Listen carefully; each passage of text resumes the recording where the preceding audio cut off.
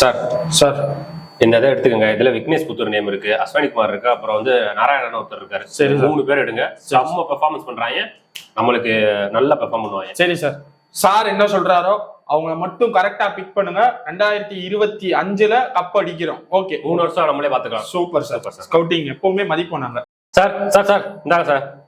பிரியான்ஸ், திக்வேஷ், அனிகேட் வர்மா, இந்த 3 பேர் நம்ம எடுத்தோம்னா நம்மளோட லெவல்ஸ் வந்து ரொம்ப ஸ்ட்ராங் ஆயிடும் சார். பேசாம இந்த 3 பேர் எடுத்துருங்க. இதெல்லாம் யாரு?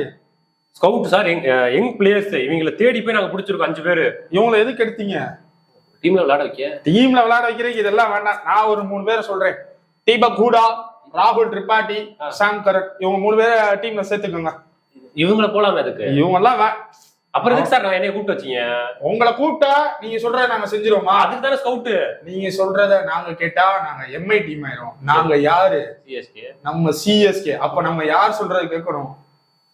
மேல யாரு? அவ்வளவுதான்.